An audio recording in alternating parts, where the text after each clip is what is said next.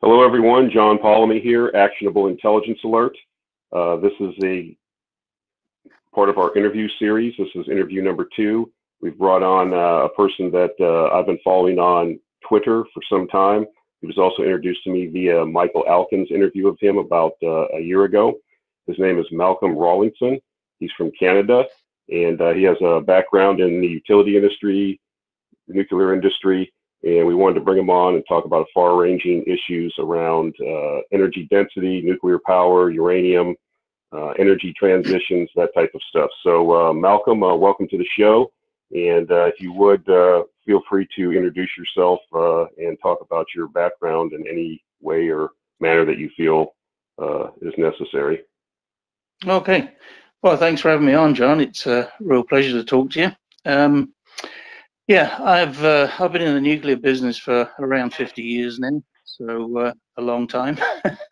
Lots of different aspects of it.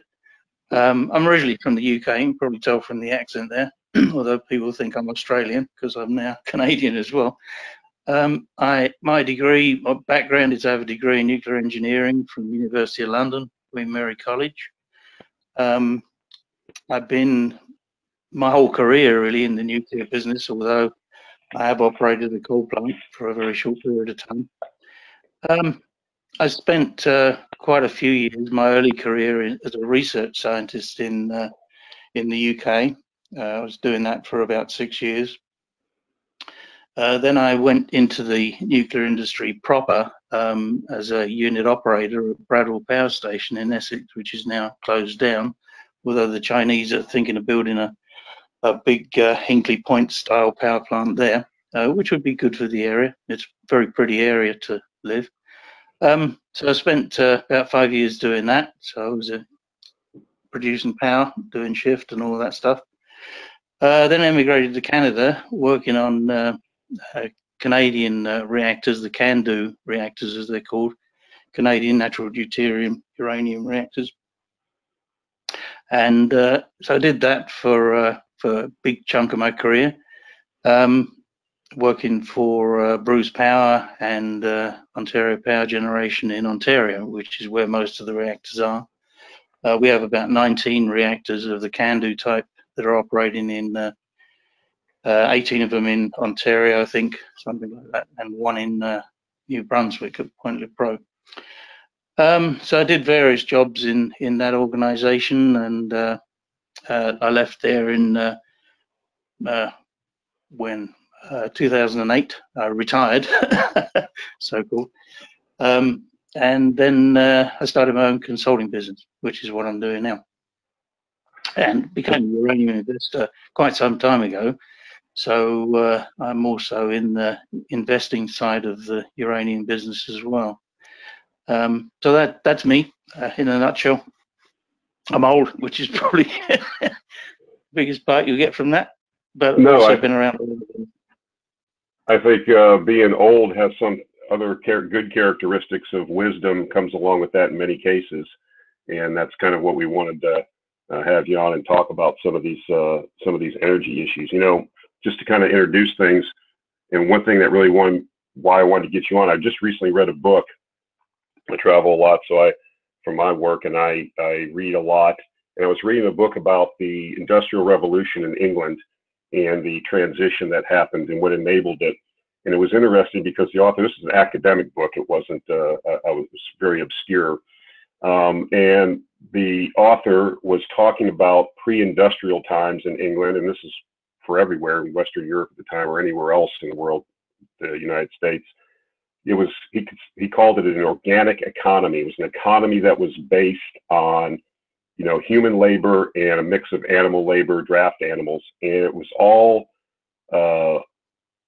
substantiated or allowed to continue or enabled by basically the cycles of the sun and the weather and your ability as a farmer to raise enough grain to feed your family and raise enough fodder for your draft animals. So the economy's growth or expansion, the population expansion, the quality of life, these things were all limited because of the, you know, you just weren't able to produce enough BTUs or energy equivalent units, however you want to measure it, because you were limited by how much photosynthesis was taking place. I mean, you can get into that real deep into this. I think people get the picture. But then when coal was introduced and the steam engine was introduced, and the energy density of coal just allowed for an explosion of economic growth for people to leave the farm. Most people were growing food at that time. People were able to transition to the cities. We all know the history of the Industrial Revolution. And then, you know, I was just, the author gave so many examples in the book about just that people don't even think about. And I think, you know, as I think we're in a new way of thinking in the West. I don't want to get political on this particular call, but there's a certain zeitgeist that seems to be rising in the West, where this back to nature, we are going to lambast, we're going to criticize, we're going to get rid of, you know, the energy sources and our way of life. It's like becoming evil to, you know, say that you want to heat your house in the wintertime with natural gas, for an example. So, I mean, what's your view on this? I mean, I've never seen a civilization go from, or an economy, or any, you look at the history, the ascent of man's the longest trend in the world, and it seems to be enabled. I did a video on this before, but, you know, you go through these energy transitions, you know, hunter-gatherers using dung and dried animal dung and wood that they could gather. Then we get into the age of coal. We've just talked about the Industrial Revolution, the explosion of wealth and raising people out of poverty, population expansion, ability of people to create universities and science. This was all enabled because people weren't just focused on grubbing an existence out of the ground. So, you know, then we got into the petroleum age and then nuclear age. And I remember Admiral Rickover, when I was in the Navy, well, he was before my time, but when I was in the nuclear Navy, it was instilled on us when Admiral Rickover said about nuclear power. At one point, he thought it would become so cheap and ubiquitous, it would almost be free. So, you know, I've never seen a civilization go from high energy density sources of energy to power a civilization to a lower density. And I think a lot of people miss this stuff, a lot of laymen, and I think this is applicable to this discussion to start. What are your thoughts on that? Because we're seeing this zeitgeist where, you know, we're going to go to this 100% green, whatever that means. It's not really fully defined sometimes, specifically wind and solar. These are very, you know, less dense sources of energy. Capacity factors are lower. A lot of things that people don't understand. Could you talk about some of those things? Yeah, for sure. Yeah, I mean, first of all, this, as you say, this is a really political thing. But one key thing you mentioned there is that this is a Western phenomenon. And most of the population does not live in the West. It lives in China and India and those highly populated countries. And those people have exactly the opposite view. So which one is going to prevail? Well, it's going to be the view that you need more energy. And if you're going to have 1.3 billion people in China and 1.1 billion people in India supplied with energy, nuclear has to be an essential part of that because the energy density is so high. It's, you know, the amount of coal that you would have to produce to provide even a basic energy level to that number of people. And we're talking about over a third of the world's population in just those two countries. You can't do it. You would pollute the place completely. And that's what China found. That's the very reason why China is embarking on a huge nuclear power program. I mean, they're going to bring in 5 nuclear power plants a year up until 2030. You know, if you don't think that's bullish for uranium, then, you know, you need to give your head a shake. So this is only a Western phenomenon. You see it in countries where life is good. You don't see it in countries where life is not so good. You don't see this sort of attitude in Africa. You don't see it in China. You don't see it in India. And to a large extent, you don't see it in Russia either. So this is only a North American, possibly Australia, New Zealand phenomenon. I don't think it's prevalent throughout the world. It's just certain people who have the freedom to say what they like have been able to co-opt the media into sending this message. You know, I read The Guardian a lot in the UK, and you know, it's such a biased publication, you know, in terms of energy, and a lot of the things are just nonsense that they write. You know, I just laugh at it sometimes. Not picking on one particular newspaper, but that's the one that stands out. They're all the same mostly. You raised a good point. The amount of energy that you produce dictates your standard of living. When push comes to shove, people really don't want to go backwards. People will tolerate a little bit, you know, they'll tolerate a little bit of increased taxes for carbon tax. But when it starts to really affect their lifestyle, that's when the pushback starts. So I think these things will have some limited effect, but it's not going to be, people are not going to go backwards. They just are not. You know, the general population, the guy out in the street, you know, drives his Ford, is not going to spend huge amounts of money, because he doesn't have it, on buying an electric vehicle, because it's just not going to happen. He doesn't have the money. And if you're going to tax carbon and stop the guy using his car, there's going to be a political revolt against that. It may or may not happen. I don't know. I'm not a politician, but you need to increase energy density. I mean, the amount of, and that's the key to nuclear power. I mean, the key advantages of it are that it uses very little land area for the energy produced.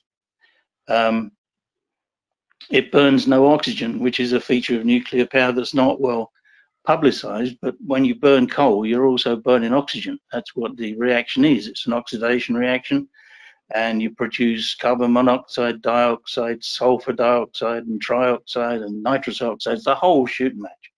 And it's very polluting for the environment.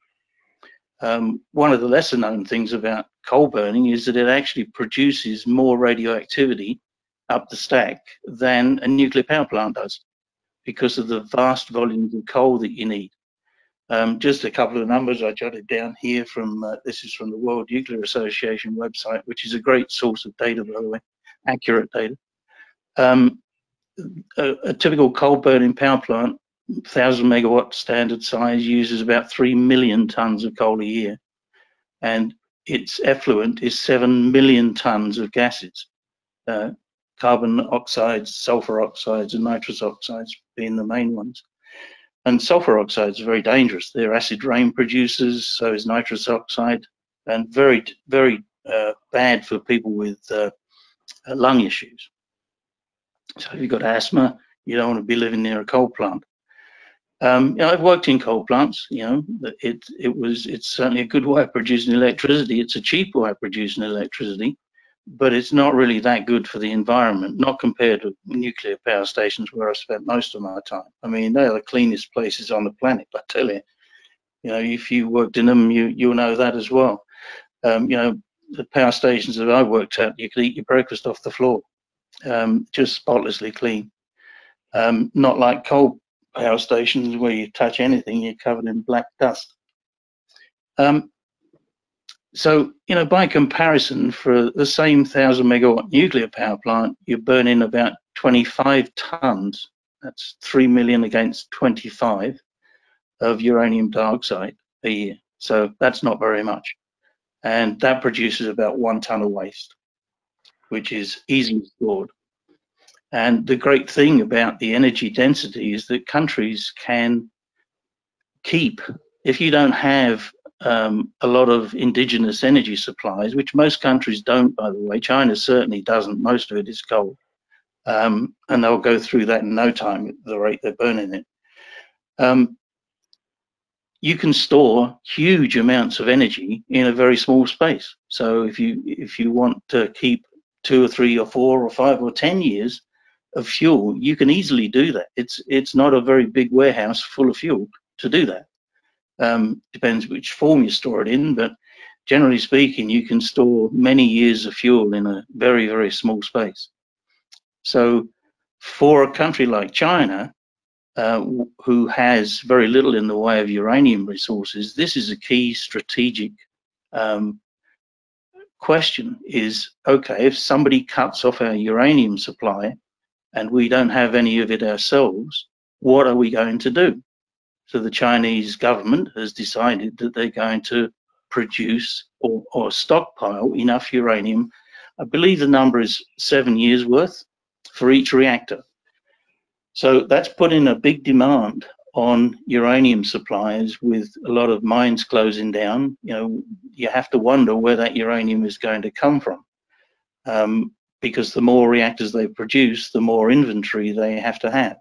So that's one of the big pluses, one of the reasons I'm very bullish on the uranium market. Not doing so well at the moment, but that's going to change. There's a really interesting quote from this guy's name's Dr. Homi Bhabha, Bhabha. He's passed away now. He was an Indian physicist, but he said, and it goes back to what you were saying about using the sun to produce energy in the form of photosynthesis. He says no energy is more expensive than no energy, and that, if you think about that, that is really what is happening in China. You can't afford to have a country like China or India have no energy, and they are moving very rapidly from an agrarian economy to an industrial economy. China already has. India is pretty close behind. So this effect of running everything on wind is really only a phenomenon in the West. I don't see it in any other country around the world. Even Bangladesh, which is by all measures a third world country, is building 2,000 megawatt nuclear power plants. They're two Russian VVER reactors, basically a PWR, Russian version of the PWR. And for them to be doing that, it's a lot of money for a country like Bangladesh to build 2 of them. And that they don't have any energy supplies. They don't have any coal. They have traditionally burned wood, or they have a little bit of hydroelectric. But if they want to expand their country, there is only one option left, and that's either to import coal or use nuclear power. So that's the decision they've made. You'll notice that they have not gone to windmills or solar panels, even though it's a relatively sunny country. They have not gone that route because they know it doesn't work. I should qualify that, because solar and wind have their place, but it's not in large-scale power generation. And that's the issue that I have with it. And the issue that Germany is running into right now is you can't run a modern grid with wind. It's just not possible. If you get to more than about 20% penetration of wind into the total energy mix, the grid becomes unstable unless you've got some very big baseload power plants sitting on it to dampen out all the variations you get. There's 2 things about wind that are concerning to me, and I think Germany is finding this out now. And Germany is a little bit hypocritical, because while they're shutting down the nuclear power plants, they're also starting up coal plants, and that's why their emissions have gone up, way up from what they were before. So they're actually making their CO2 emissions much worse. When they shut down Philipsburg last Friday, almost the same day, they started up a big coal plant in eastern Germany. And the worst of it is that coal plant burns lignite coal, which is brown coal, which is very nasty stuff, has a very low energy density. Yeah, let me jump in with a comment there. That's something that people really need to be cognizant of and think about, especially people that are not as informed and don't follow this. What you said is exactly right. People need to go, they can go on YouTube and see, we're not talking about West Virginia coal mines where guys go down 1,000 feet and mine coal with a continuous miner. These are almost surface level lignite mines that use basically earth stripping machines that are, it looks like something out of a dystopian science fiction movie when they get going with these things. And they just move along with these huge circular bucket mining techniques and just rip the coal after they take the overburden off. And that's some of the pushback that you're seeing even in East Germany, the eastern part of Germany, and all over Germany, a couple of these states there. Saxon state, I believe, and Thurnberg state, I think is another one. I can't remember if those are the right names, but the population's pushing back. They're talking about destroying a 1,000-year-old church, tearing down 300 and 400 year forest to get to this lignite. So the level of hypocrisy of what they're trying to do there is mind-boggling to me. It just doesn't make any sense whatsoever. I mean, even from a common sense, economic, environmental, the policy position that the government takes to lower CO2, it's every decision they're taking is contrary to that. So now the last reports that I saw, you know, Merkel was giving a speech the other day. I listened to it. It had subtitles, so I'm hoping it was correct, but they're hell bent. She's pushing on. I mean, and I don't know if it's just stubbornness. You don't want to admit you were wrong or whatever, but the energy transition, and they have a word for it in German. I can't pronounce it, but it's an actual word. It's failed. Yeah. And I think that, you know, to your point around coal burning, I mean, I wonder sometimes, all of a sudden, somebody else I follow on Twitter was a 28-year-old guy, he's a journalist, and all of a sudden he just comes up with lung cancer. And I think people don't, and he doesn't smoke or anything. Now, there's many causes, but I think you're exactly right. I mean, I commissioned coal plants in third world countries where we didn't even have any bag houses on the back end of these things. And we were just putting ash into the, it was just terrible. So I don't think people think these things through all the way. And it's just inexplicable to me, the whole, what Germany is trying to do. It's like a real life lab that we can look at where a country has said, we're going to do this. This is why we're going to do it. And then it's not working. And then you have all this obvious hypocrisy or failure. And I guess now the new thing is because they can't, I mean, people are pushing back. The wind development in Germany has collapsed in the last year. There's very little development going on because of the regulations they're putting on about distances from houses and other things with new windmills. So now they've decided that they're going to shift possibly the focus over to solar. I can't imagine for the life of me how much solar irradiance is available in northern parts of Germany on the Baltic Sea. It just doesn't make any sense. And I didn't want to cut you off, but I was just curious, you know, your thoughts on just where this ends up. Is it just political stubbornness, and then eventually, to your point, which you mentioned earlier in the discussion, the people are just going to say this is enough? They have the highest rates of electrical rates in Europe, in Germany. It's just like going out into your yard and pouring gas on yourself and lighting yourself on fire. I just don't get what they're trying to do there. But I think things have, well, before I say, one of the things that people don't understand about wind is that it's not just you've got to be concerned when the wind doesn't blow. It's the wind varies constantly. It's not a constant thing. So although you see the windmill turning around, or wind generator, I'm told that wind generator isn't a windmill, when you see it turning around, it's not producing constant electricity. It's fluctuating all the time, constantly. So if you have a whole grid that's made up of this constantly fluctuating power source, it becomes unstable, and you need to have large generators like gas turbines, combined cycle turbines, or coal plants or nuclear on the grid to stabilize it. And I'm not a grid expert, but you know, I've put a lot of power into the grid over the years. So one of the things that concerns me is that in Germany, what they're having to do is, and they have been doing, although they don't tell anybody, if you look at the imports of electricity into Germany, much of it is from France and Czechoslovakia, which are both heavily nuclear oriented countries. And you know, they've been shutting down their own nuclear plants, but actually they've been using nuclear power from somewhere else, which I find very, very hypocritical. The other danger is that in Germany, and I think you're starting to see this already, particularly with Britain exiting the EU, is that the amount of the economy in Germany is starting to slow down. There's talk of it already being in recession, which is highly unusual for the German economy. I don't think it's been in recession ever, as far as I can recall. And it's an industrial economy. It relies on exports, and exports require energy. Their auto industry uses a huge amount of electricity, and you cannot produce it from wind alone. And what do? You know, people say, oh, well, we can store it. Well, you can't. You know, and that's where the comment you made earlier about the the size of the energy requirements that we have, not only in electricity, but also, for heating and all the other things that we do with energy.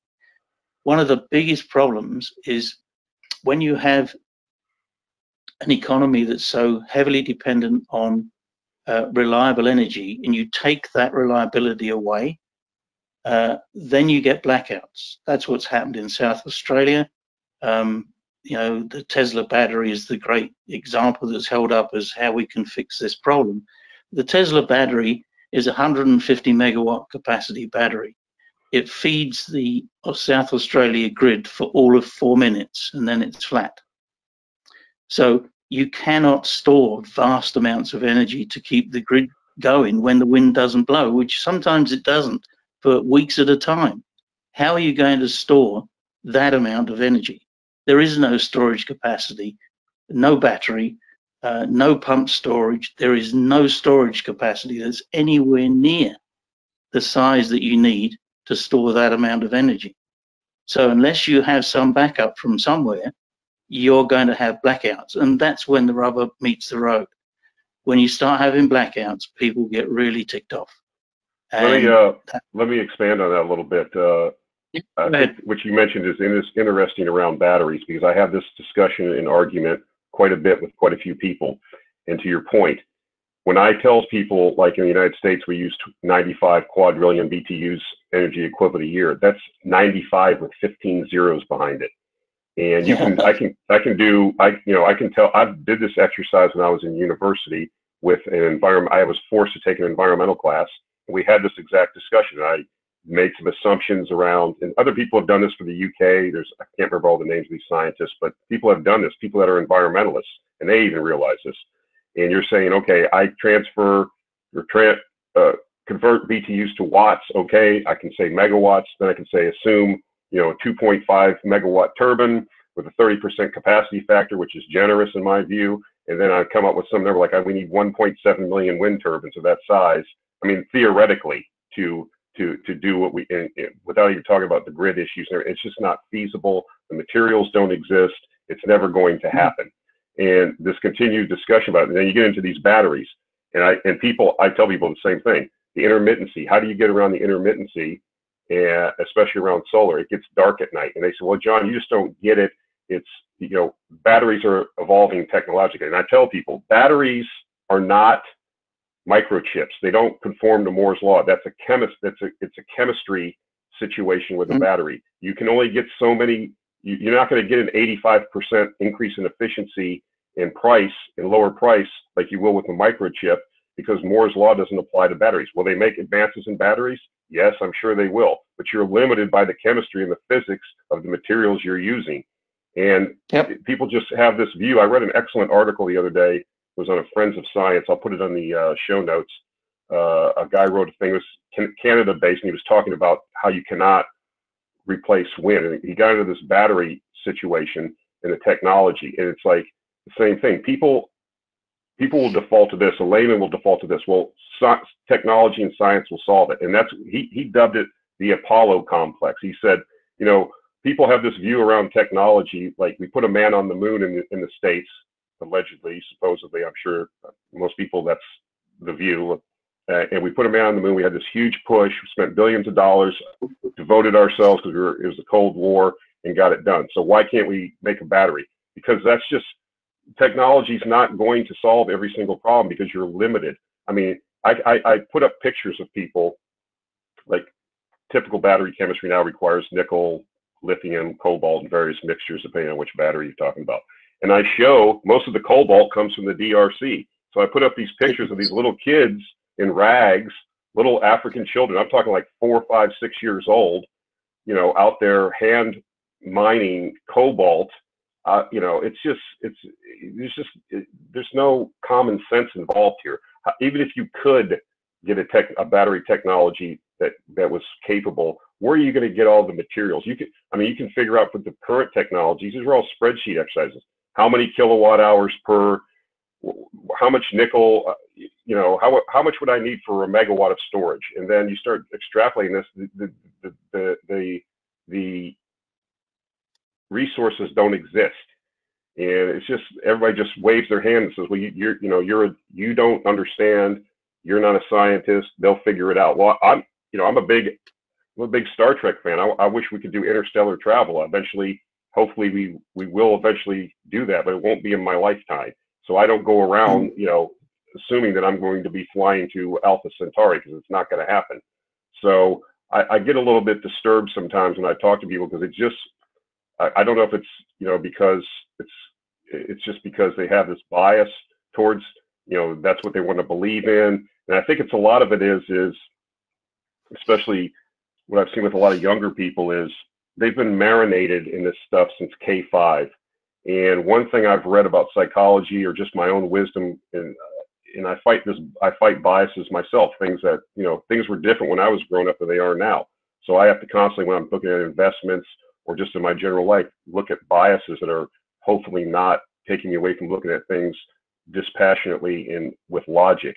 And I think if you're marinated in this whole idea that return to nature, and anything that allows our civilization that maybe have a little bit of detraction to it, it's evil and it must be destroyed.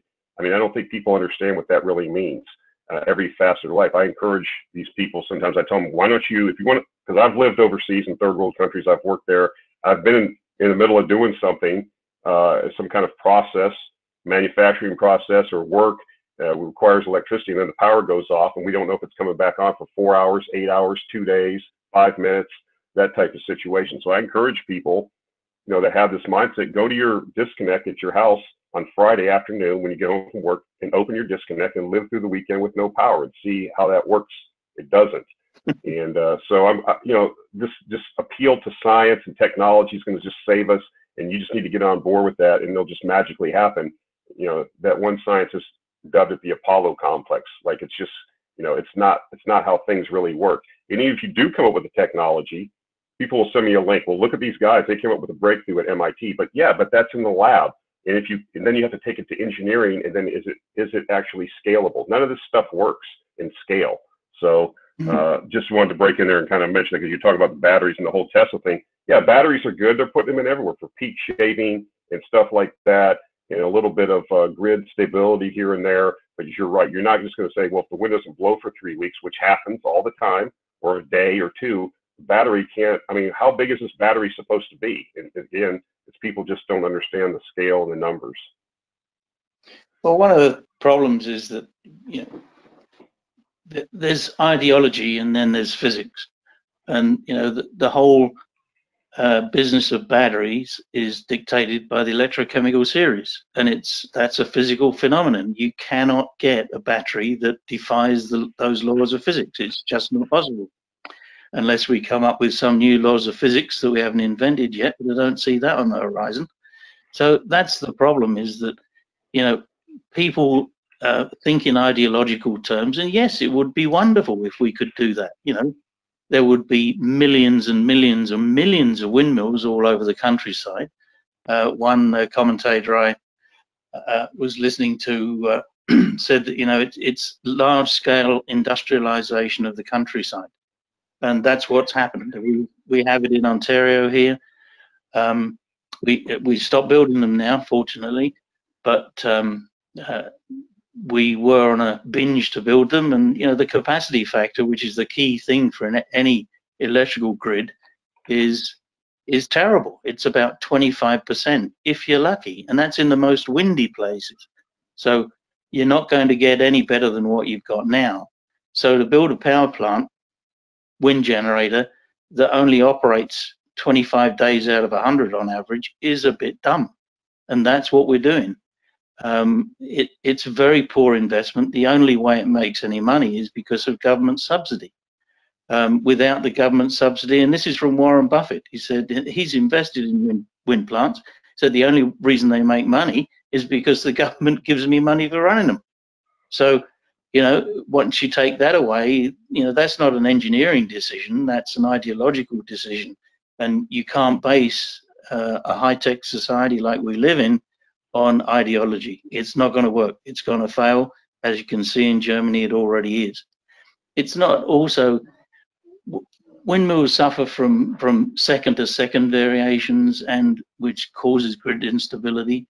And they also, which means you've got to have other equipment there to stop that, either a battery to flatten out the fluctuations, or some other means. The other part of as you said quite rightly, the wind doesn't blow sometimes for a long time. So what do? Just, not do anything for 3 weeks while you wait for the wind to come back? We had a blackout here in the northeastern part of North America, which affected Ontario. And I'll tell you a little story. I was in an elevator, and the elevator door was open, and they didn't close. And I thought, that's strange. So I walked out, and the power plant's just steaming away because all the SRVs had tripped. Anyway, then we thought it was a terrorist attack at that time, but realised it was not that. And when people are faced with no electricity, people stuck in elevators, cities black at night, using candles to light your way, people change their mind really quickly. And unfortunately, Germany is heading that way. It'll probably get through it because of burning a lot of coal, but that's going to cause a lot of deaths and lung cancers and other effects in that country. And that's really sad. Merkel's not doing anything at all for the health of Germany. She's making it much, much worse. I find that tragic, actually, that we would be going in that direction. I'm not against coal. You can certainly clean up coal plants. We did it in Ontario for the ones we had. They're all shut down now. We've gone away from coal completely. It's all nuclear, pretty much. Nuclear and hydroelectric, because we have a lot of hydroelectric here, which is very fortunate. Niagara Falls and Abitibi Canyon and places like that. So when society is faced with the reality of not having electrical power, people's views change very, very rapidly. So you'll always have the people that think, that a flashlight battery is the same as a battery you can use on a Tesla, is the same as you can use to power the grid. It's an easy assumption to make, except people don't understand the numbers and the physics of doing that, and it's not possible.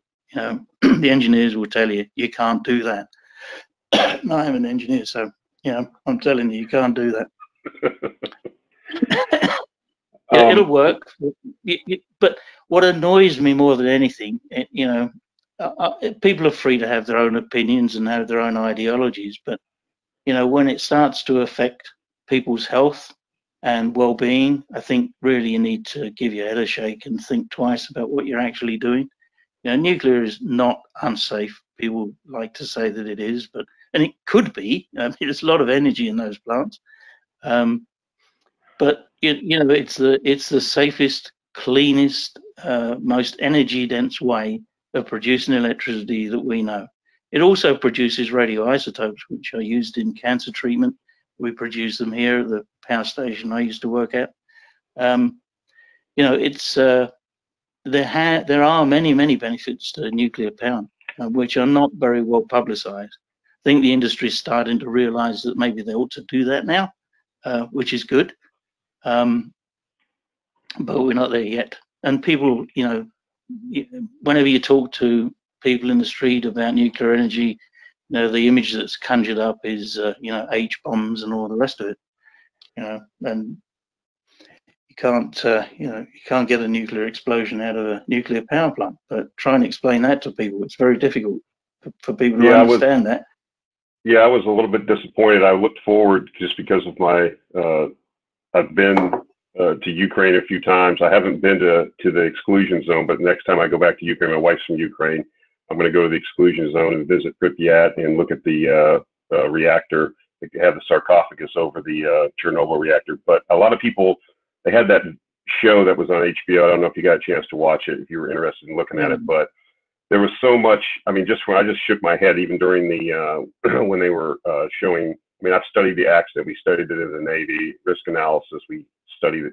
That's one of the things we studied. But getting away from the design, the poor design, and some of the other things, just some of the things that were shown there. I mean, people don't understand that after it was the sister reactor was operating after the accident, and it continued to operate once the situation was stable. And they have these, like you said, these, Fukushima and these other things. Fukushima was not a nuclear accident. The diesel generators were overwhelmed by the tsunami and were unable to power the circulating water pumps. That caused the issue. So, I mean, I think when people look at this stuff, I think they kind of associate it back to the 1950s sometimes. I remember I used to collect comic books, and in the 50s, it was a big deal. That was the big time when the nuclear Cold War, nuclear bombs, mushroom clouds, and they used to have all these covers that were like horrific, showing all these. And I think people associate, unfortunately, in their mind, and Mike Schellenberger's talked about this quite a bit, it's like, a nuclear weapon going off is like a nuclear plant if you have an accident. And it's just like with some of the new fourth generation and some of the other designs that are coming up, in backup systems, I guess if you don't build your plants on a fault line and a tsunami zone, you're probably doing okay. But just a reactor operating in an irregular area, the chances of something actually happening bad are infinitesimal. And to your point, you said it's the safest, cheapest, best power source. That's right. Any way you want to look at it, best per megawatt. People have done these studies, and that's why I always go back to the facts. And the bottom line is, and I want to shift over to the investment thesis, because I think we've identified, where the holes are in the argument and the specious arguments being made. But just to sum up, it doesn't really. I've said this before. It doesn't, in my mind, it doesn't even matter anymore when you talk about nuclear power and uranium as a speculation or investment over the next 5 to 10 years, 3 to 5, 10 years, whatever, because everything's shifted to Asia. And you put it brilliantly earlier that, the Chinese right now, with the new coal issues, are talking about burning 3 billion tons of coal a year. It's just not going to happen. They're going to accelerate their build. People are choking to death over there. And basically, part of the regime's continued success stems on the fact that they have to get the pollution in that country under control. You can look at pictures, you can Google it, the particulate matter in the air, people walking around with masks. I've been to Ulaanbaatar, Mongolia, a couple times, and in the wintertime, it's built in a valley, and they have huge Soviet central coal plants, thermal plants that do district heating plus electricity production, and there's not airflow. And it felt like when I was breathing, walking down the street, because there's so much particulate matter and pollution, I was having a hard time breathing. It was like I was almost walking. I felt like I was drowning underwater or something. And I don't think people really understand that. People live like this, but they don't like living like this. And at some point, you have to get away from this. You have to, base your industrialization and urbanization efforts without killing your entire population, or the regime or any political entity is going to lose the support of the people. So I think the premise is correct. I think the West, they can go off into this fantasy. I think you're right. I've actually asked people, and I think people have told this, you stand outside of a grocery store and ask 1,000 people, are you for clean energy? And they're going to, 75, 80% of the people are going to say, absolutely. And if you say, well, that means that you're going to have to, move from the suburbs back to the city, more dense living, power prices are going to have to go up, all this stuff. If you talk about clean, I'm talking about renewable energy now, then and your costs of living are going to go up by so much, then the polling changes. So you're absolutely right. I think that we'll probably go through this little episode over the next how many years in the West, and then it will become obvious that it's just not going to be economical. People are driving an F-150 with their kid to soccer practice 30 miles away, back and forth like it's nothing, and they're not going to want to give these things up. Or like you said, their standard of living starts to deteriorate over a period of time. They'll start figuring it out real quick. So I think we've identified, here that, what's the premise that's wrong. And I think, in the West, at least, the mixed messages or the, like you said, people need to get their heads straight on this. But the whole thing is based on the 3 to 4 billion people in the world that are actually where the economic growth is, where the transitions from agrarian to industrial and urbanized society is happening. That's where the real growth is. We see it. And when you see real policymakers, real logic, engineering, math put to it, that's where people are going. So I think, I'd like to shift over a little bit if we can, unless you have some other thoughts, but shift over to the whole uranium market as a whole. I mean, there's so much. I'm a generalist investor, so I'm not an expert. I haven't done as much research as some other folks, but I think after 10 years of a bear market, people, what a lot of people are saying, well, 2020 is going to be the year that we see uranium turn around. But that was said in 2019 and 2018 and 2017. So what are your thoughts on the uranium market? The fuel cycle seems to be indicating certain parts of the fuel cycle have been running recently, and some folks are saying that it's going to translate into eventual higher uranium prices. My view on this whole thing is that it's just a lot of recency bias with a lot of fuel buyers at utilities. I've worked at Duke Energy for 15 years. It was like working at the energy department. No one there is entrepreneurial. Yes, they plan out their fuel buys. They're not going to let Oconee or any of those reactors go without fuel. But then again, I don't. They're like everybody else, investors, the population in general. Hey, the spot. We can probably get some spot here. We can probably do this. We don't want to be the first one to go out and sign a $45 a pound term. What's your view on some of these things? Can you shed some light on this? Because I think there's such a thirst for information out there, and a lot of it comes from people that were not in the industry and don't really know how this really works, and how these utilities make these decisions, and really how the refueling cycle goes with a reactor. Yeah, well, I mean that's a really interesting question. What reactors use is U-235 atoms. That's all. They don't use anything else. The uranium-238 that's also in there, it gets converted into plutonium, as you know, and that's where most of the actual energy comes from. Plutonium doesn't occur naturally. What fuel buyers in nuclear power stations are concerned about is keeping a reactor going. So they want to make sure. There's two different types. The CANDU plants that I'm used to are online refueling. We can put fuel in continuously.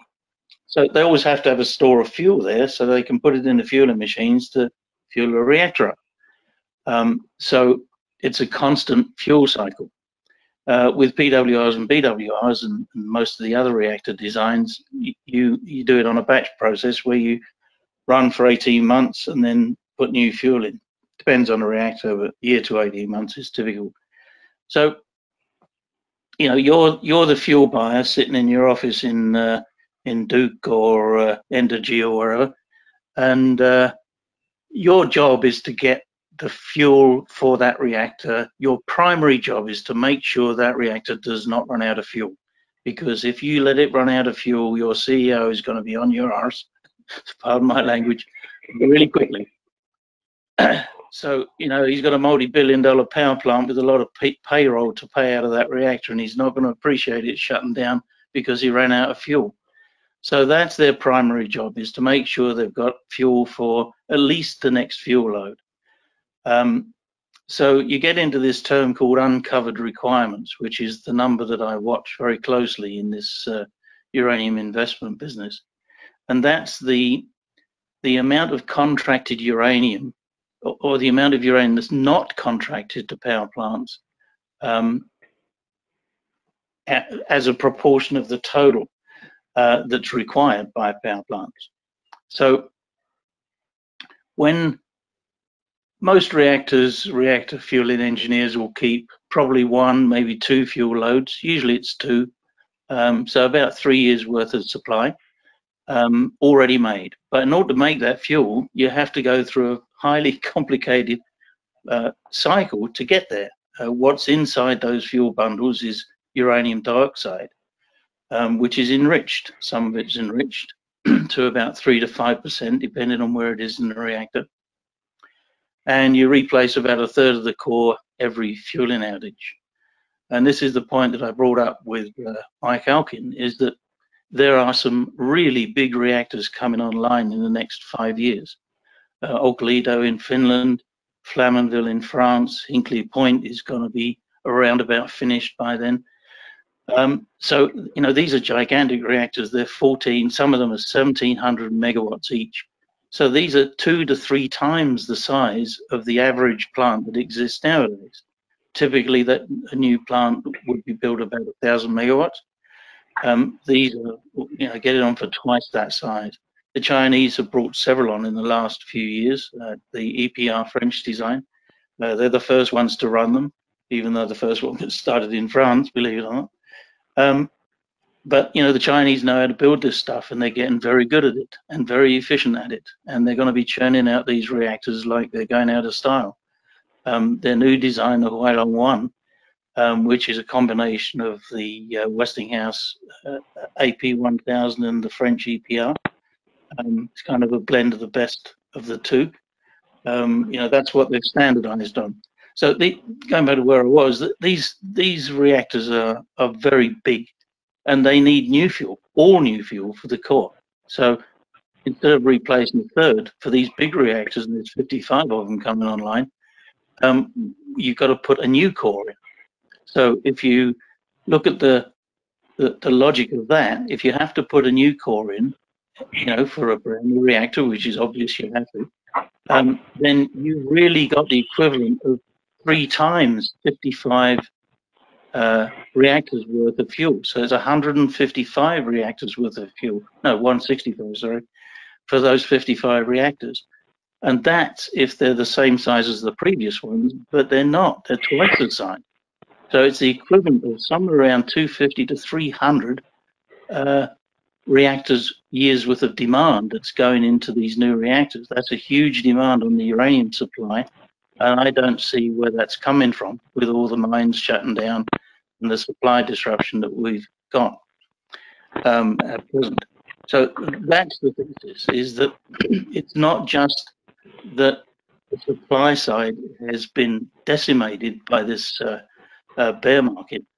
It's that this idea that nuclear power is in decline is false, completely false. It may be the case in Western countries, but it is definitely not the case in Asia. Quite the reverse. You know, there's been a lot of talk in France about closing down some of their older reactors, but they can't. France is in the position where it has no fossil fuels. That's why Charles de Gaulle started off their nuclear power program, for that very reason. So if they don't use nuclear power, they've got no other choice except to bring in coal or oil, and they're not going to do that, or gas, because they haven't got any gas either. So many Western countries are facing the reality that, yeah, we can talk a lot about, you know, to appease our left-wing guys here in the party, but it's not going to happen, because Macron knows that as soon as he shuts down those French reactors, people are going to be out of work, and the French economy is going to suffer badly, and power prices will go up. And I'm quite sure the French farmers are not going to take too kindly to having thousands of windmills put all over the place. They see what's going on in Germany, and that's not going to happen. But going back to the fuel cycle, apart from the uncovered requirements of reactors, which is a number I watch almost daily, the other numbers that I watch are UF6, which is required for enrichment processes, and the SW, which is the measure of the enrichment cost, so utilization of enrichment plants. So I see both of those going up. Now, you know, can you predict when this is going to happen? I don't know. It's very difficult. There's a lot of moving parts in this market, and much more complicated than anything else out there. Certainly copper, you know, copper, you dig it out of the ground, you refine the ore, you make it into copper. Copper billets, and it goes to making copper. There's no other processing involved, pretty much. Not so with uranium. It's a highly complicated fuel chain, from digging the stuff out of the ground and converting it to U3O8. In Canada, we convert that U3O8 directly to uranium dioxide because we don't have to enrich it. But we're a small part of the uranium puzzle. In everywhere else, you have to convert that material into uranium hexafluoride because you can't put U3O8 through an enrichment plant. You have to have it as a gas. So that's why they call gas centrifuges, and the gas they use is UF6, which is a odd material. It's kind of solid at low temperatures, and the gas, I've forgotten the term they use for it now, goes from a solid to a gas without really going through the liquid phase. But anyway, that's what they use in enrichment plants. And so when you see the price of the conversion cost, the price going up for converting U3O8 to UF6, then you know that people are starting to make fuel, because you don't need UF6 unless you're going to enrich, and you don't need enrichment unless you're going to make fuel. So when you see those two things moving, and they've been going in pretty much lockstep over the last 18 months, you know that fuel is being made. Now, where is that U3O8 coming from? That's the key question, and that's the big unknown that I don't know. It's sure as hell not coming from mines. There isn't enough being produced to meet that demand. So it's coming from inventory, or possibly from Japanese sales back into the market. As you know, Fukushima put a big damper on a big uranium consumer in Japan, and there's been a lot of speculation that they're dumping that stuff back into the market. I'm of two minds whether that's actually going on. I think perhaps there's some of it, but Japan is in the same boat as many other countries, that they don't have any fossil fuel, so they're importing. Their economy is in trouble because they're importing so much energy in the form of gas, liquid natural gas, and coal and oil to run their power stations, because they haven't got nuclear. And that's causing a lot of anxiety amongst the Japanese. Although you hear everybody's anti-nuclear, and I'm sure there's a lot of anti-nuclear sentiment there, there's also a lot of concern about the amount of coal that's being burned, and the effect that it's having on the population, many of whom are quite old now. So the effects of that coal pollution on people that are in their 80s and 90s is much greater than it is on people that are younger, who can tolerate it. So there's a less publicized pushback in Japan against coal, and not so much on natural gas, but you've got to bring in huge tanker loads of natural gas to replace the nuclear plants that they've still got shut down. So I'm not sure how long that situation is going to go on in Japan. The other part of it is, if you're if these prices of UF6 and the price of converting U3O8 to UF6 is going up, the question has to be asked, why is U3O8 not going up as well? And it has to be that there's an inventory of U3O8 out there that's being drawn down. I did answer a question, I think it was to one of the guys that direct messaged me on Twitter about this subject. The question was asked, why are US utilities in particular, who are the biggest consumers of uranium in the world, why are they not entering into long-term contracts for uranium? And what they're doing now, which is buying on the spot market. And I think the answer is this, that the difference between now and 10 or 12 years ago is that a lot of the US power plants are having a lot of problems competing with natural gas. It's become very plentiful in the United States. And two things have happened with natural gas. A little bit of a diversion here from what I was talking about, but natural gas was quite hard to come by in the United States for many years. And now it's in plentiful supply due to the shale gas production and all the rest of that, and also from shale oil, because you get natural gas from shale oil wells too. So natural gas has become cheap.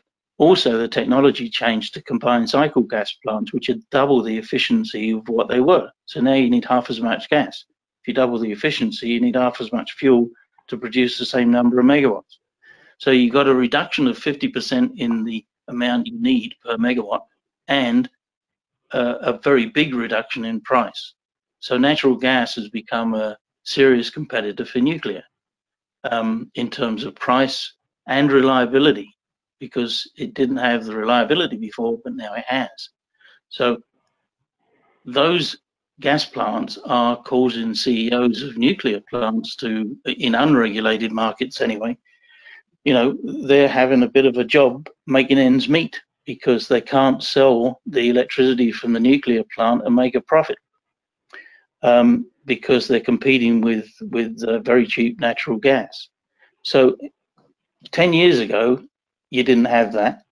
And 10 years ago, you had 10 years left on the life of your plant. So say 10 years ago, you had 20 years left on the life of the plant, and now you've got 10 years left. What are you going to do? Are you going to enter into a long-term contract to buy fuel for those 10 years when you may not actually be operating for 10 years?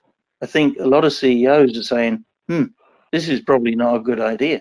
So they're resisting going out for long-term contracts because of those two factors. They don't know how long their plants are going to be economically viable in unregulated markets, different for TVA, which is a regulated market, and some of the others. But for the ones that are operating in non-regulated markets, it's a bit of a problem.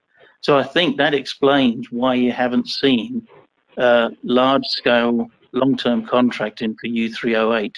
They're using inventory, and that's being processed into UF6 and into enriched fuel, and they're buying off the spot market to do that as well. So that's why they haven't gone into long-term contracting, in my view of it anyway. I'm not sure how long that can go on for, though, because if nuclear power plants keep shutting down, you know, where's that power going to come from? You know, shale gas, one of the limitations of shale gas is that, you know, these shale gas wells produce a lot of gas for a short period of time, and then their production rate drops off and you have to drill new wells. And that takes money, a lot of investment. So, you know, whether shale gas will be able to keep up with these huge demands from power plants is another matter. I don't think they will. And I think that's when the rubber's going to meet the road, is when natural gas prices start to increase. And then you have shut down all nuclear plants, and now you've got a bit of a problem because you can't build those in 5 minutes, as we found in Fertile. Interesting also, I ran into, I'm not going to say where, but in MISO, which is in the Midwest, in the that area where ComEd operates, it's actually even more insidious because you've had to see nuke plants take D rates when the wind is being dispatched because it has a cost advantage because of the production tax credit. It can actually operate at a loss, and it forces a grid operator to derate to a certain extent that you can, like some of the Byron plant or something like that. I mean, Zion's offline already, but I mean, some of these other things. One thing that your point that you made, though, about that is excellent. I had never heard anybody make that point before, and I think it's you know, again, economics and incentives do come into play, and do that's how people make decisions, even in utilities. One thing I want to talk about, we are going on a little bit long here, but I have noticed a spate in different areas where I've seen extensions on plant lives being made. Regulators, I think in some jurisdictions at least, are recognizing, even in the U.S., in some jurisdictions, some states that are maybe a little bit more to the right or more conservative, I guess. I've seen some life extensions, also some uprating going on where they get some efficiencies out of the reactor, switch up the fuel a little bit, put a new steam generator in, things like this. How pervasive is that? I see some of that spotty around, like Turkey Point got extended recently. I saw down in Florida, and that's on a sandbar basically on the coast. But anyways, what's, you know, I think there is some recognition here and there, because we are seeing some of these plants that originally maybe had a 30 or 40 year life. Now they're going out 50 or 60 years. And I've even read articles in some of the trade journals where some of the new reactor designs, they anticipate running to maybe 80, 100 years possibly. So I don't know, you know, making these kind of economic decisions obviously plays in whether you're in a, you know, you can pass it on to the rate base, whether you're in a non-regulated environment. It kind of depends. But have you seen some of these this news also, and how do you think that might play into on the demand side? Yeah, it's a really good point.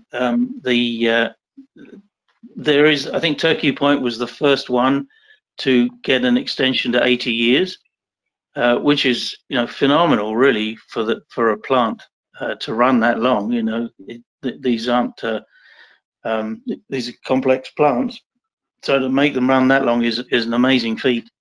The other thing that's not well understood in energy circles, or at least maybe energy circles of government, is the amount of upgrading that's gone on, particularly in the US, to get more power out of the existing equipment. It's quite a significant amount of additional electricity that's been produced, which really bodes well for the original design of those plants. And I can see a lot more extensions going on for 80 years. With a PWR, the limitation is the pressure vessel and some of the other big components. But you know, these are pretty solidly built reactors. You know, this isn't your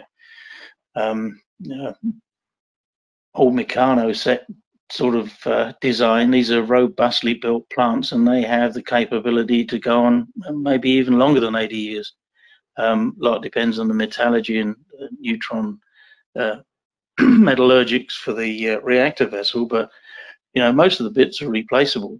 In Canada, we have a different design, of course, which is the CANDU, and it has pressure tubes. In fact, we're just going through pressure tubes replacement in most of the reactors now, which will make them last at least another 30 years. So we'll be running them for about 60, maybe 70 years, all told, which is, again, an amazing feat for a machine that's as complex as they are. You know, we now know how to do these things. We know how to life extend plants. So new plants, I can easily see Hinkley Point running for 100 years in the UK. You know, it's got that potential. Whereas for a wind plant, you're lucky if you're going to get 20 years out of it. You know, there's one in New York. You won't even get that. I mean, I'm seeing this now. One of the main things that we're seeing, I mean, you're talking about an industry that's basically based on tax credits and that thing. The engineering that goes into it's not very robust. Blades are, you know, they're not carbon fiber; they're fiberglass. They're a airfoil, so they break down pretty quickly. So now we're in a situation where I'm on jobs where I'm doing what's called repowering. We're tearing down the original turbines that in some cases are only 12 years old and are leaking like a Bulgarian tank, and the airfoils are falling apart. The fiberglass and plastic is, you know, UV attacked. And then we're just putting up a new, larger turbine, and we're going through the whole PTC cycle again, which is good for the developer and for the people that are getting the tax credits, the tax equity folks. So this idea, I think, I mean, I've seen in engineering reviews too, just when the industry started, the ships slotty type work that was done, like placing the concrete. I've seen many foundations that needed to get to a certain concrete hardness, 5,000 psi, for example, that came in at 4,200 or 4,400. How that would ever happen, I don't know, but it did on many jobs, and you had to get the EOR to sign off, and now the foundation's starting to fail because it couldn't take the stresses. The concrete wasn't placed correctly, so the stresses have built up. I mean, you're talking about tremendous amounts of stress on these machines, you know, so it's just not, I mean, I hate to say it, it's just not, I wish, you know, I'm kind of like Art Berman said this when he was getting interviewed with Chris Martinson, and you said it earlier, I wish this would all work. I wish we didn't have to mess around with nuclear. I wish we didn't have coal. I wish we could all do it with sun and wind, but if you actually look at it factually and dispassionately, you can't do it. And I'm on the front lines, I see that. So it's just way it is. But to your point, I mean, we just keep, you know, as we've had this discussion, the pros keep building up for nuclear power. And I think eventually, like you said earlier, the economics are going to drive this. And I think the point you made about the CEOs and the decision-making people in the C-suite around, hey, is this plant even going to be around in 10 years? Let's just put the bare minimum out, buy the bare minimum amount of fuel in the spot market, and we'll do, and we're not going to sign a 10-year, 5 or 10-year term deal with Cameco or Kazatomprom because that's just not going to be viable for us. I do want to switch a little bit to supply a little bit. I look at this thing, and I participated in the last bull market back in 2008 or whenever it was, 7 and 8. I mean, I didn't play it as well as I would have. I've made a video about that. I think I'm a little bit smarter now and wiser. But I think with the incentive pricing being so low, I go on WNA and all that stuff. And, I like to look at the new nuclear. It's like, there's 20 reactors, 20, maybe a little bit more than 20 reactors going to be hitting the grid this year around the world. And to your point, they're all 1,000 megawatt plus reactors. There's no rinky-dink 500 megawatt reactors anymore. It's all big time stuff. And I like how you pointed out you really have to front load the reactor and the supply that's required to get the reactor once it's commissioned and have sufficient fuel supply for 2 or 3, 4 or 5 years, or the Chinese in that case 7 years. But I can never see any news about any new mines. There's no mines coming online. I mean, nobody, I don't think even Kazatomprom, I mean, obviously, Cameco, no one is investing in any new mines. And obviously that's an economic decision that has to be made because it would be destroying capital, obviously. So I've said this before, we're living off the investments that were made a decade or more in the past. We're living off a dead carcass by the side of the road, picking at it, and there's no new blood coming. And I'm not fearful, but I think this is part of the opportunity. This is going to be possibly some musical chairs, a game of musical chairs, because to your point, getting a uranium mine, a resource, there's plenty of uranium in the ground. That's not even in question. The problem is to get to the point where you can build a mine, get the permitting to build it, get it commissioned, and start delivering product to your customers. You're talking a minimum of 10 plus years, depending on what jurisdiction you're in. And with this more of this, that's my view. So I think we've created, this the pricing being so low for so long, we've created this air gap where no new investment has happened for, I mean, you can make the case, for years here, half a decade at least minimum. And, the industry is basically in liquidation. No one's building any new mines. Yes, there may be some little bit here and there, drill a few more wells for an ISL, or I don't know what Kazatomprom is doing, but there's no major expenditures going on. And I think that's part of the opportunity that's missed. I think that's going to lead, once this thing gets going, I think it's going to lead to higher volatility on the upside possibly, and also a longer possible bull market, maybe a market that I think is probably going to be slower trending for more years to the upside. I mean, I don't like to get hyperbolic about these things. A lot of people do. There's a lot of hyperbole, but that's what I see. And to your point, it's not even that the demand is stalling or regressing. It's actually accelerating as now the Chinese and the Indians, these other folks have made the decision. This is what they're going to do. So the builds are accelerating. I mean, like I said, 20 plus reactors are coming online just this year. So, and the Chinese have committed, after they got their design straight, their homegrown design, when the Communist Party of China decides it's going to do something, it does it. So there's no discussion, it just happens. So where do you see, I mean, longer term out on the potential for this supply just not being there and the requisite investments not happening? I mean, even if Cameco wanted to turn McArthur River back on, I mean, everybody that worked there is gone, except for the care and maintenance guys. So they move on to other industries. I saw this in the oil industry. Guys I knew that worked offshore, it goes through a bust, they disappear, they go out to start a business, they go work in some other industry, in chemical plant or something, or refinery, and they can't get the guys back then. And so you have to go through this whole cycle again of hiring people, training them, because uranium mining is not, that's not easy either. There's a lot of things involved there technically in mining uranium. in some of these underground mines. I mean, ISL is different, I get it, but how that's something that a lot of people talk about. And I'm getting to my question. I know I'm long-winded. You know, people say, well, when the price gets to $40 or $50 a pound, then all this supply is just going to come on and swamp the market. I mean, what's your view on that? Well, it's not. What's gone on in the last, let's compare this current situation with the last time, and I've written about this a few times on Twitter as well.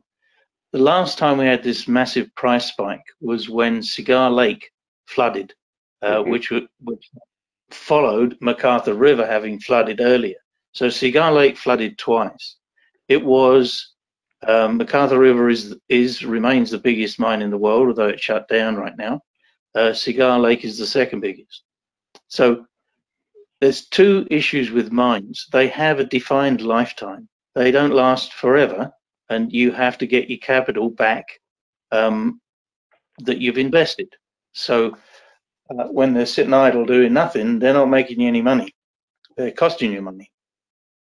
MacArthur River is costing money, costing Cameco money right now.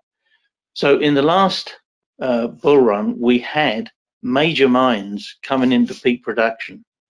We had MacArthur River running full blast. We had Cigar Lake about to come online, and we had the Kazakhs who had invested quite a bit in their ISR mining technologies. So we had a lot of supply ready to come to the market. That's why the peak didn't last very long, because that supply was able to hit the market fairly quickly. So let's wind forward 10 or 12 years. Where is this demand? Where is this supply going to come from? The demand is higher than it was before. People think the demand for uranium has dropped off. It has not. It's increased. So the amount of uranium that's required has gone up. Add to that the new reactors coming online, and the fact that they need 3 times the amount of uranium, and the fact that they're much bigger reactors, and there are no new mines to supply that. There is no Cigar Lake this time. It's not there. So I can see two things happening. One, I think the peak for uranium will be much higher this time. Even if you just take into account inflation, I can't remember the numbers, about $147 US a pound, I think it reached. If you inflate that price by just 2% a year, you get to well over $200. So it's going to reach much, much higher prices than it did before, and for much longer. And the reason it'll go on for much longer is because there is no extra supply to supply that demand. In fact, I can foresee, and I think this is one of the reasons the Chinese are worried, I can see the supply just not being there, and reactors will have to shut down because they don't have fuel. And I think that's something that the US utilities don't quite get yet. I know Mike Alkin's spoken about it a couple of times at various fuel conferences, fuel buyers conferences, but I don't think they understand it yet. I think they just think that, you know, Kazakhstan, well, you offer them $50 a pound and magically this supply will appear on your front doorstep. It doesn't. It's not that easy. Grant Isaac, who's one of the Cameco execs, he said that I think it was either him or Travis McPherson, I can't remember which one. They said that it's going to take 18 months at least to get MacArthur River back to producing just 4 million pounds a year. It's capable of producing 18 million pounds a year, and to get up to full production another year. So you've got to, you know, from a standing start, you've got 2.5 years before, at least 1.5 years before it produces anything, and 2.5 years before it gets back to its 80 million pound a year production capacity. You know, mines are pretty high-tech places too. You know, there's quite a lot of work involved in processing ore, hard rock mining out of the ground and crushing the ore. I mean, the crushing machines are the size of a house. They're huge. You know, these machines have been sitting around for years now. You know, and my experience of starting up heavy machinery after it's been sitting idle is not good. Things go wrong. You know, it's the way machinery is. You can do all the care and maintenance you like. When you start running it again, it's a whole different ball game. A lot of things have to fit together that have been sitting idle for a long period of time. You know, bearings go flat. There's all kinds of issues with large machinery like that. So the big issue that I see, or the big effect that I see this having, is that the total, it's not just underinvestment, it's no investment. You know, the only people investing any money are the explorers, because the amounts of money are relatively small. But to build a big mine, there are no new mines coming into production. None. The last one was Husab, which is owned by the Chinese. They've just bought Rossing from Rio Tinto, and you know, which is in the same area, it's next door to Husab. So you know, the supply that people think is going to be there is not. It's not like turning on a light switch. You can't do it that quickly, not even close to that quickly. So once these new reactors start burning copious quantities of fuel and sucking all the inventory down to where they haven't got enough to run reactors, that's when the long-term contracting is going to have to start.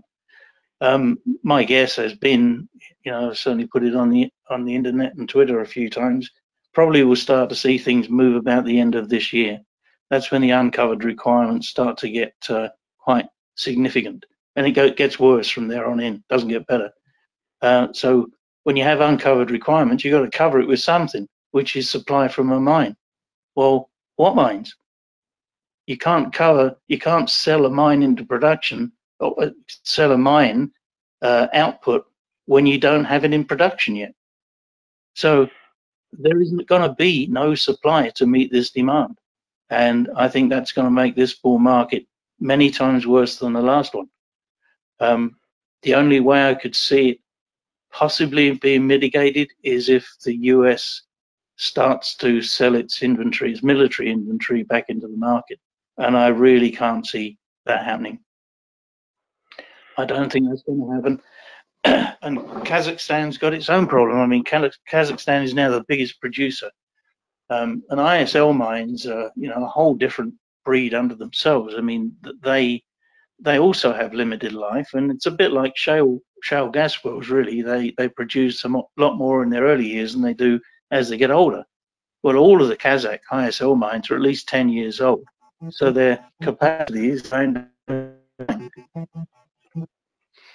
So, you know, the question that the industry needs to really seriously ask itself is, you know, where is this new supply going to come from? Because it's not like we need to meet half the number of reactors we had before. We've got the same number of reactors now, more reactors now than we had when Fukushima occurred.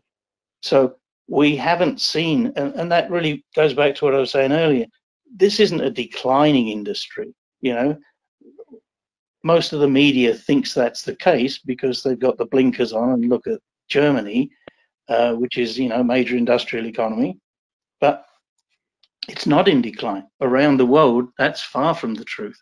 It's the other way. You know, new countries are entering into the market. Egypt, Turkey, Bangladesh, even Australia's thinking about returning to or building nuclear power plants. There's also SMRs, which are going to change the landscape for mining, because you can now produce heat and power locally for, you know, years at a time. Ideal situation for a mining operation, especially in the north, where a lot of our mining operations are here in Canada. You know, up in the tundra, it's pretty cold up there. So I don't see the supply being available to meet this demand. So what's the effect of that? Well, the effect is going to be that people are going to want uranium, and the supply isn't there to provide it. It's not coming from Kazakhstan. It's certainly not coming from Canada, because we haven't built a new mine for years. The last mine we built was in it was Cigar. That was the last mine to be commissioned in Canada. There are no more. So the other part of this story is that mines, whatever type they are, whether in situ leaching mines or whether they're hard rock mines, underground mines, or surface mines. I mean, there's a lot of surface mines in Namibia. The problem that's going to happen is that those mines have a limited lifespan. I think most mines are out of production. If they were running at full production now, most mines are done in about 10 years, 10 to 15 years. And there are no new mines coming online. So there either has to be massive investment now to produce that capability to produce, or we're going to run out. That's the stark fact. And there won't be enough to run all of the world's reactors. And I think that has a lot to do with the reason why China is stockpiling, because they are. They also announced recently that they do have some uranium mines in China, and they were going down 3,000 feet, I think it was, to do an ISL mine in China just to extract uranium, within the Chinese mainland. You don't do that if you think supply is going to be plentiful. So certainly China is stockpiling. India has a stockpile. It's already said, it has been supplied by Cameco with inventory for a few years anyway. The International Atomic Energy Agency set up a stockpile of low enriched uranium in Kazakhstan. So once you start drawing on all of these inventories without the means to replace them, which eventually comes back to mining, you have to ask yourself the question, where's it going to come from?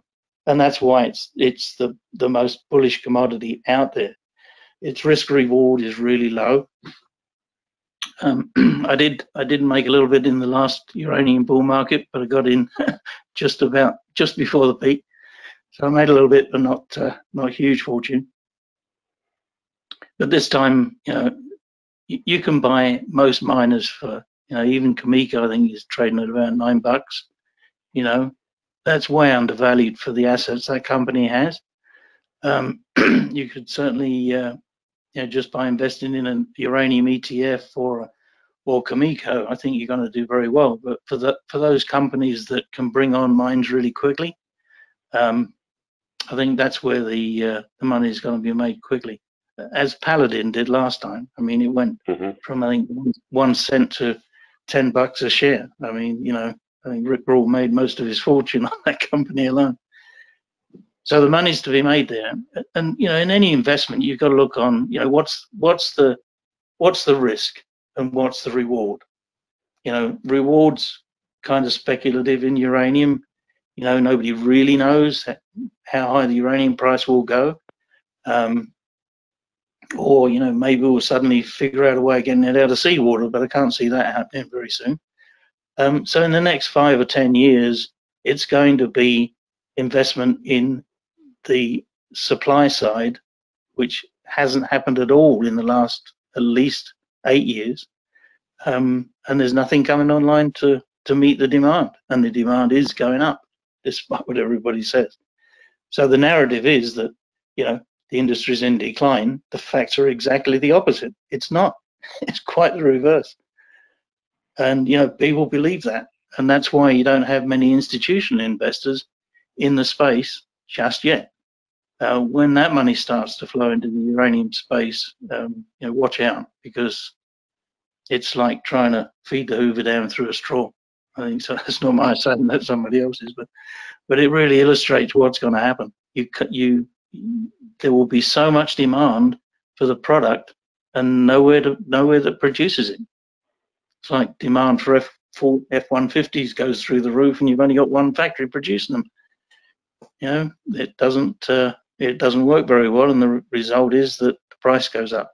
That's the automatic reaction of, people are going to get it, and if they have to pay 5 to 10 times the price, then they will, because they've got to $10 or $20 billion reactors sitting there idle if they don't.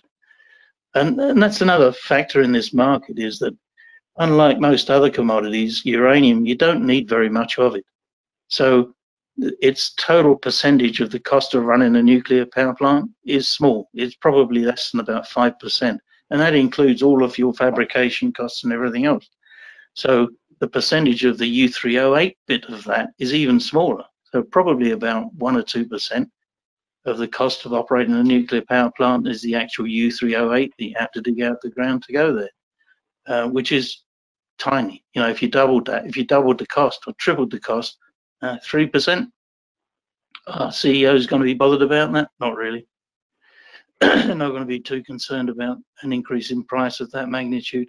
But, you know, that means, you know, huge return on investment for people that are in the space at the right time.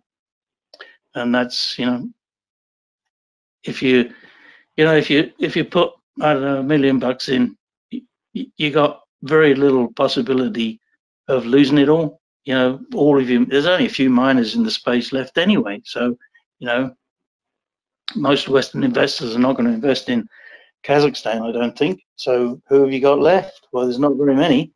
There's a few guys like Energy Fuels and UUUU in the States, and Cameco, of course, up here in Canada. Next Gen Energy, and most of the rest are explorers, really, that don't have the prospect of a mine. Fission Uranium probably could produce a mine in the next 5 years, but that's a long time when you have to go without fuel if you haven't got any fuel.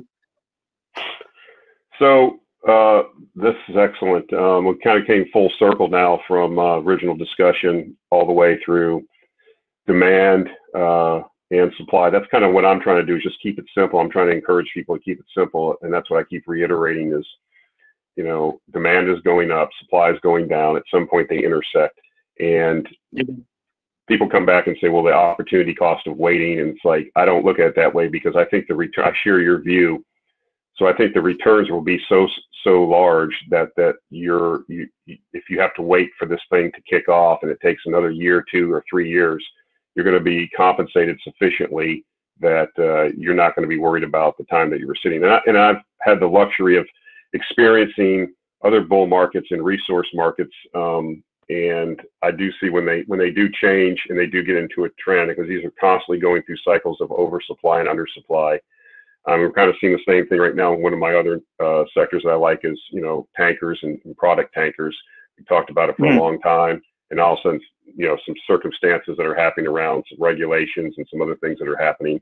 I mean, the rates are going through the roof, and the stocks are responding. So it's a similar type situation of constant oversupply and undersupply, and then just getting that timing right. And I try to tell a lot of people when I'm talking to them, you can't really time this thing. No one really knows. There's people out there, you know, doing a lot of research into this, but they don't, it's so opaque, it's hard to really know when this thing is going to happen. But to your point, as long as you understand the fact that supply is going down and demand's going up, and that you can't just turn the supply on, that should be sufficient. I mean, people say that if you can't get into an elevator and give your pitch for an investment or speculation in a minute or less, then you probably shouldn't be involved in it. And I think, you know, we've taken an hour and a half here, talked about a lot of detailed things, but I think it really comes down to a pretty easy thesis to understand. So we've got about an hour and a half. We've been in this thing for like an hour and a half now. Kind of want to close it up, but what I know people should follow. I tell people Twitter is a wealth of information. It's not cat videos and, you know, little kid birthday parties. There's a lot of serious people on there that you can have access to and that you can follow and get a lot of information. I know you're on Twitter. I see you on there all the time. And where can people follow you? I know you're active on Twitter. You know, what other closing thoughts do you have as we get ready to come to the end of this interview?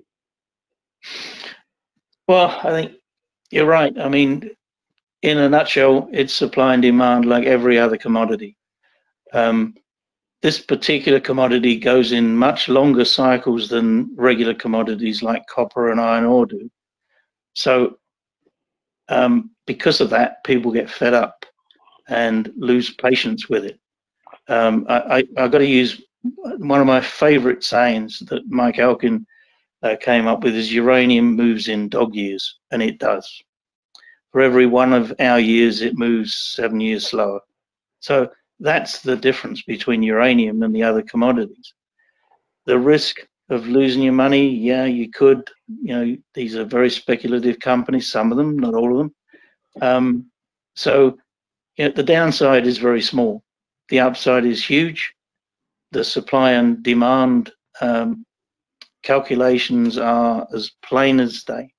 You know, there is going to be a shortage.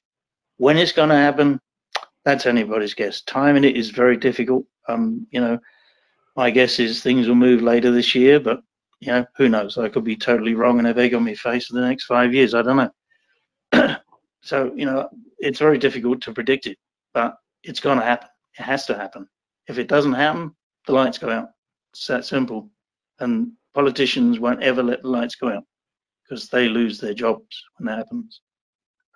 So I think that's it in a nutshell. You know, it's, you do the math, which, you know, there's 100 ways of doing the math of this stuff. You know, you work out how many atoms of uranium-235 you're going to consume, or pounds of U3O, whatever, whichever way you cut this cake, there is going to be a shortage.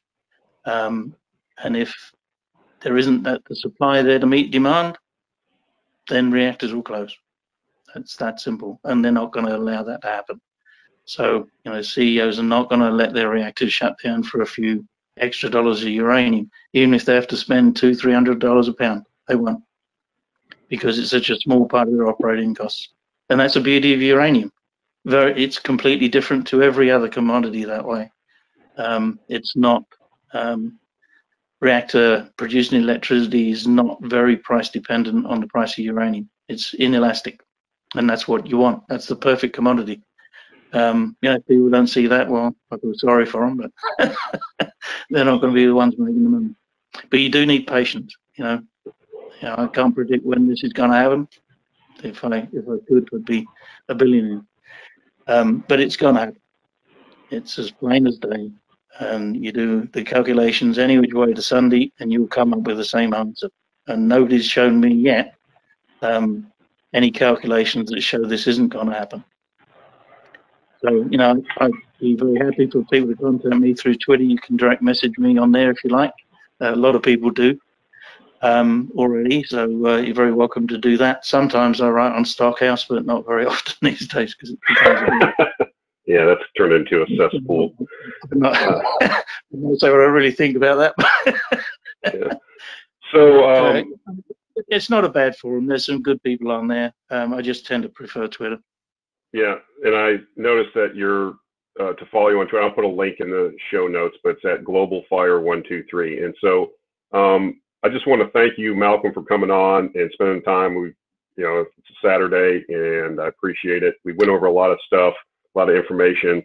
I really appreciate your taking the time and giving us the some of your wisdom. I mean, being in the industry for so long, a lot of things that we discussed, a lot of people don't even take into consideration. So definitely appreciate that. And, you know, we'll hopefully be talking again in the future. Yeah, just one final closing note. I'd say the major thing that you need to invest in this commodity is patience. That's all. You know, the hardest thing is to do nothing. But once you've invested, picked your companies, for whatever reasons you've done that, and there are very few to pick from, I might add. Once you've done it, just sit back, have a beer, and let it do its thing, because you really, that's all you need to do. And it's very hard for most people to do that. That's why most people aren't wealthy. I guess patience is what you need, and especially in this commodity. I mean, you need it in other commodities too. They go in cycles, but uranium, you know, you just need to chill out, sit back, make your investments, and let the industry give you the returns that it's going to give you, and they'll be spectacular. You know, really, without doubt, this will give you the best returns of any investment out there. You know, I've been invested in it for Oh, I got out of it at the end of the last bull market, and I've been back in it for probably about 6 years now. I got back in with NextGen because of their fantastic assay results. Never expected things to turn around that quickly, and they haven't. So just got to sit back and relax, and let the cycle do its thing, which it always does. Supply's got to equal demand, and if it doesn't, then the price goes up. It's that simple. And on that note, I think we'll end the interview. But like I said, appreciate it, and taking the time, and hopefully, like I said, I think you're exactly right. And patience is the thing that I preach. Also, you can always say it's either people have it or they don't. And I think a lot of folks have gotten bored and went away. So anyway, that's it. Go ahead. Sorry. Yeah, I noticed that, people selling out positions in companies that really they've made no money on. Seems a bit of a dumb approach to me. But I can understand it, It's very frustrating business to be in, for sure. But, that's got its own rewards if you can stick it out. Anyway, it's been great talking to you, John. I really appreciate you having me on. It's been fun. All right. Thanks a lot. Have a good rest of your Saturday. All right, man. Take care. You too. Bye. See you. Bye.